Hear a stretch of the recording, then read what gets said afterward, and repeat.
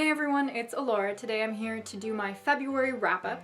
Now, in January I read 10 books, and in February I only read 6.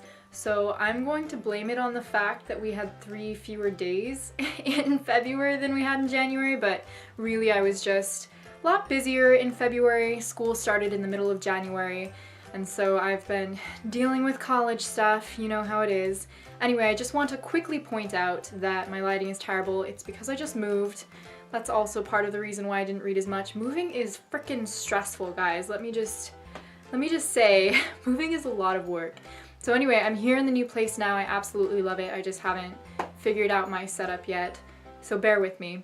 Okay, let's get started. So the first book that I read in February, ironically, was called January 1st, and January was actually the name of one of the characters. A Child's Descent into Madness and Her Father's Struggle to Save Her by Michael Schofield. This is a true story, so it's nonfiction. It's an autobiography of this man whose daughter is diagnosed with schizophrenia, but it's actually more about before she was diagnosed with schizophrenia, when they were trying to figure out what was going on with her, why she was behaving so violently. It was really hard to read at times.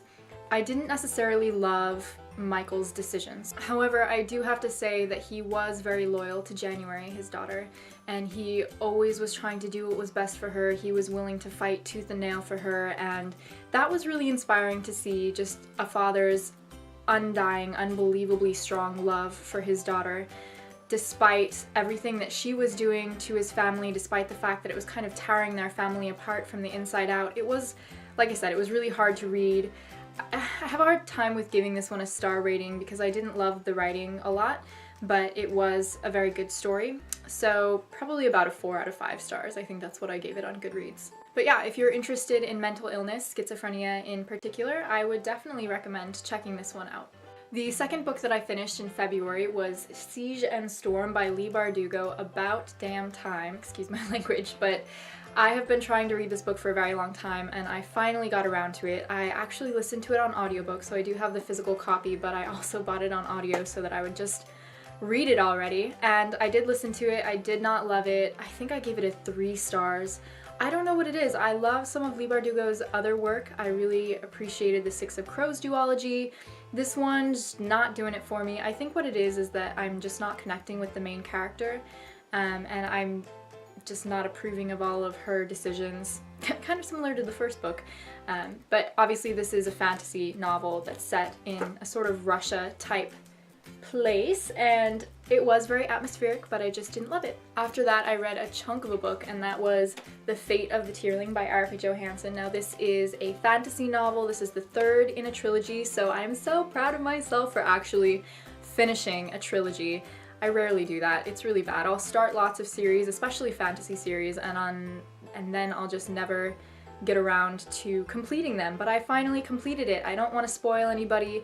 I did really love this book. I didn't fall in love with it quite the same way as I fell in love with the second one. I loved the invasion of the Tearling, but this one was really good, and I was very pleased with Erica Johansson's storytelling throughout the series. I would definitely recommend checking out or picking up The Queen of the Tearling, which is the first book in this series, and seeing if you'll love it just as much as I did, because it was really great. The writing was fantastic, the storytelling was superb. It was just all around a really nice read. Oh, probably about a 4.5 stars on that one.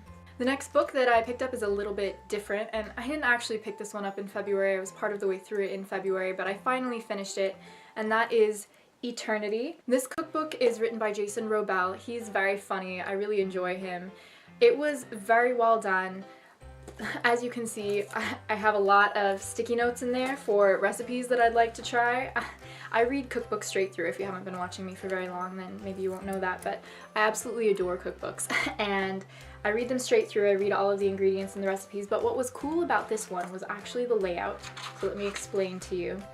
He has, in the table of contents, he has different sections, and it's eat for better sex, eat for good sleep, for weight loss, for happiness and good moods, for more energy. I know that sounds like a lot of sections, but what was really great is that he included a lot of scientific information and, you know, dietetic information, so that you can actually understand why certain foods are going to be beneficial for various aspects of your life. That's That's not the right word. What am I looking for? Anyway, the recipes look amazing. The only downside is that his recipes do require a lot of superfoods. Other than that, I definitely recommend it. The pictures are gorgeous, the organization is great, the knowledge, the information that he presents is great, and also he's just really funny. So 5 out of 5 stars. Next, I listened on audiobook to Caraval by Stephanie Garber. This one I did a full video review for. It's non-spoiler, so you don't have to worry about that. Definitely go check that out. I'll leave a link in the description down below. But this one was really fun. I know I already used the word atmospheric in this video, so I probably shouldn't use it again, but it was so atmospheric. Her writing was very whimsical and delightful and just conjured up images. It was a very visual read. I'm gonna stop blinding you with this now. But yeah, it was a really great book. I wasn't in love with the characters, but I enjoyed it overall wholeheartedly. I would also recommend for sure the audiobook version because that was narrated by Rebecca Soler and she's fantastic. And the last book that I completed in January was History is All You Left Me by Adam Silvera. This one, I really wanted to like this one, guys. I wanted to relate to this book. This book is about a young man, 17 or something like that, whose first boyfriend and the first love of his life is tragically killed. Oh, he isn't killed, he dies. And it's about his grieving process both before he died because they had broken up and also afterwards. So it goes back and forth between two alternating timelines. I love the premise of this. I actually have written a book myself. It's not published or anything, but I did write a book last year and it had a very similar theme because this same basic thing is something that I relate to strongly from my own experiences in my own life. So I really wanted to love this and I really just didn't. I read More Happy Than Not last year and I did enjoy that, so I'm not sure why Adam's writing just didn't work as well for me with this one. It just didn't connect.